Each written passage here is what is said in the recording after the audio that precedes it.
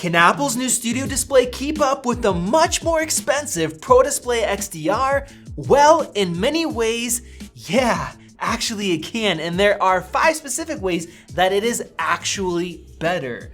We've been testing and using the 5K Studio Display for a week now, and I've personally owned the 6K Pro Display XDR for over 2 years. So in this video, I'll be comparing everything from display quality, flexibility, features, performance, and much more. After many years of people complaining, Apple finally made another display, but it cost $5,000, and that was without a way to mount it, which costs at least $200 more if you just buy the VESA adapter, or a shocking $1,000 for the stand. And the Pro stand, $999.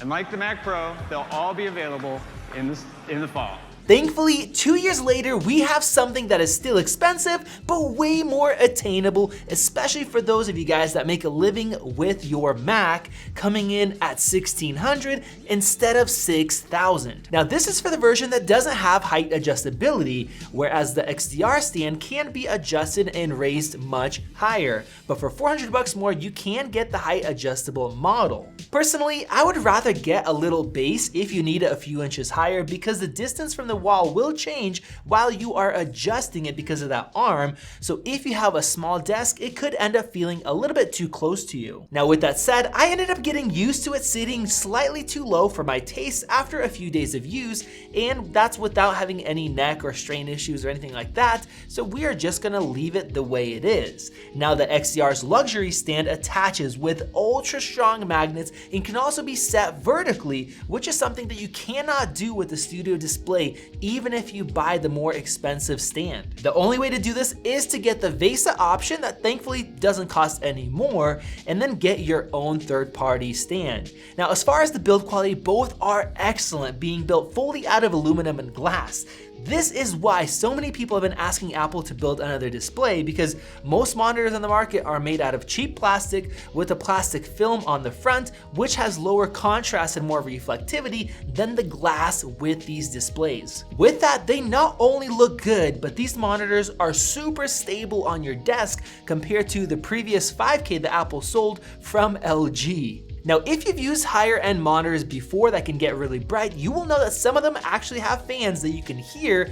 Now, both of these have dual fans, but they are silent. The Studio Display sucks in air from the vents on the bottom that cover the full length and then exhausts them from the top. The XDR, on the other hand, has that iconic cheese grater pattern on the back that helps cool it down, and the crazy thing is that the pattern is the reason for most of the thickness of the 6K XDR. So with that, why in the world is a Studio Display so thick when it doesn't have those? Well, there are 2 reasons.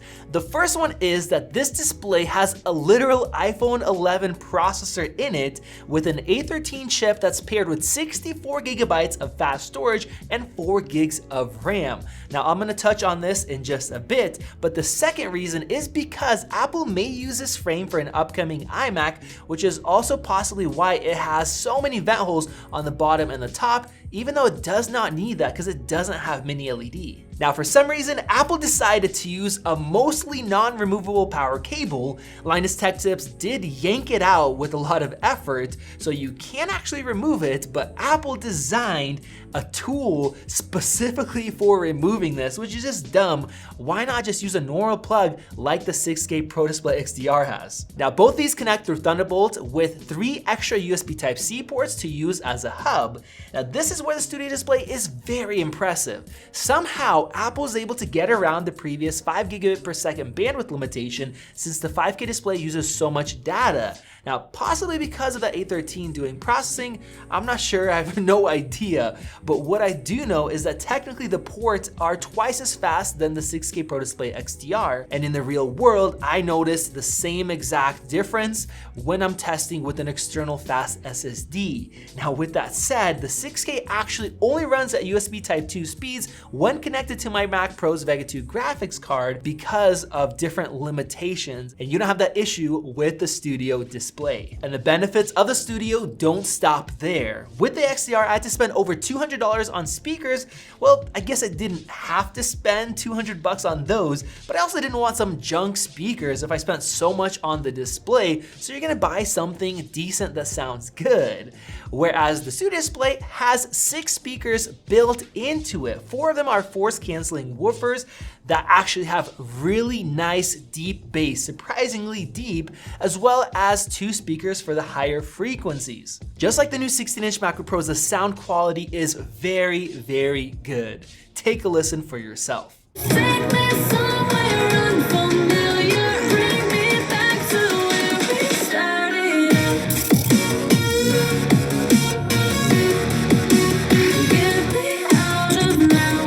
Now I have to say it doesn't get as loud as an iMac, but it does sound more natural and with deeper bass. And so for most regular people, these speakers are more than good enough for daily use. And they also support spatial audio with Dolby Atmos support and with Hey Siri using the built-in mics. Here's the quality of the 1080p webcam that's built into the Studio Display, as well as the triple microphones. Now, this actual webcam is really wide. It's center stage, same one that's built into the iPads, which means that right now when I'm recording with the application that doesn't support it, it actually just crops in a lot to look like a normal one, but you guys can see the quality is not great. We have some noise, not as good detail, but it does allow you to use the center stage feature to go much further away. It will auto adjust, and then if somebody else walks into the frame, well, you will see them. It'll actually show Vadim just like it showed right now. So it is nice to have it built in, but I do wish the quality was a little bit better. The 6K XDR doesn't have a webcam or microphones built in, so you once again need to spend more, and then you could choose between something junky or something good like Logitech's 4K Pro webcam that can magnetically attach to the XDR, which does look fairly clean, but of course that is another add-on. I have to say that it is nice to have everything you need built into the display, to have a nice clean setup, to not have to spend extra money. But with that said, well, let's get into what makes the XDR worth that $6,000 price tag: the image quality. Now, yes, 6K does sound like a lot more than 5K. It has just over 20 million pixels, whereas the 5K Studio has just under 15 million. So in the real world, it is nowhere as big of a difference when you're comparing, say, 4K to 5K. And with that, since the Pro Display is larger at 32 inches, you are actually not getting any extra detail. Those extra pixels are needed to keep the same 218 pixels per inch, which Apple considers Retina quality. So the actual sharpness and detail on these are identical. Both of these look really, really good, really detailed at normal viewing distances, unlike a 4K display, which looks a lot worse at this size and distance. Now, the XDR's biggest selling point is that it can sustain a massive 1000 nits of brightness across the entire display all at once with no limitations, and up to 1600 nits in certain scenarios and depending on what's being shown. This is crazy because most 4K displays, even the best OLED ones, they actually max out at less than 1000. That's only for certain little specks of highlights on the screen. If you have a full screen brightness, it'll be at like 300. And if you're comparing that to most budget 4K displays that people say you would just buy that, why would you spend so much money? Well, those are running at about 300 nits, nowhere near that. Now, Apple's new Studio Display disappointed many people because it is not mini LED, so it cannot hit those crazy high brightness levels. Many people said that it has the same panel as the 5K iMacs, an LG 6-year-old ultrafine 5K display that has the same panel as the iMacs, and that is why so many people were so bummed out and disappointed. But that is simply not true. The Studio Display is 100 nits brighter at 600 nits, which is extremely bright for an SDR monitor, but at the same time, it actually manages to have better contrast and way less reflectivity as well. This is clearly a new updated panel that looks a lot better, and it can also support Apple's EDR for really good HDR performance, being a regular LCD panel. So the Studio Display actually does a surprisingly surprisingly good job compared to other displays. But of course, the Pro Display XDR absolutely kills it with its high brightness for HDR content, with highlights that really stand out, they just pop so much, and then having the full screen brightness that can literally blind you in dark environments. And with that, if you are watching in the dark, you will notice that the studio display will look gray. Now, not as bad as the iMacs and other displays, but nothing like the OLED levels of blacks with the Pro Display XDR. However, if you're watching in normal lighting environments, the blacks on the studio display look surprisingly good for an LCD display.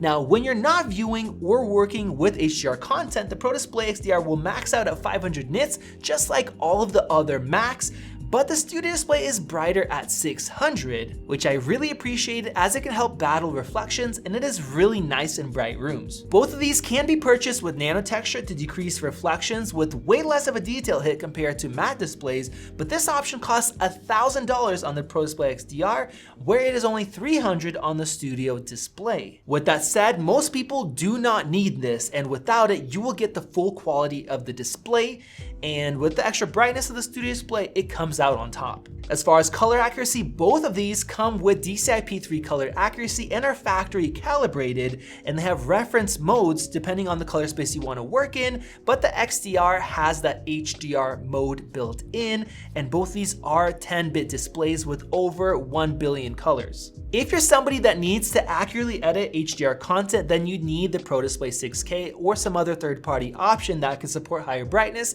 but for most people, the studio display simply makes way more sense. It is way better in most ways, and you have all the conveniences of the built-in speakers, the microphone, the webcam, and all of that for a much lower price. I know the studio display has gotten a lot of hate because it is still SDR and because it's not cheap, but prices on everything have gone up a lot in the last 6 years since that LG 5K was released, and this one costs $300 more.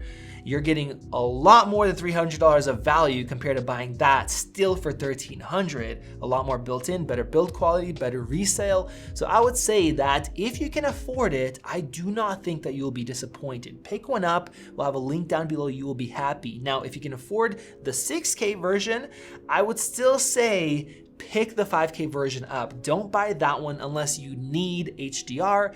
And if you want to spend that much money, I would see if you can hold off a little bit longer for Apple to update it with some newer specs and newer features. So there you guys go. There's a full comparison. I do think that the studio display is the better display in most ways, but let me know your thoughts down below. Click that circle above if you want to help us reach our goal of 1 million subscribers. We would definitely appreciate it, and check out one of those great videos right over there. This has been Max with Max Tech, and I will see you in the next video.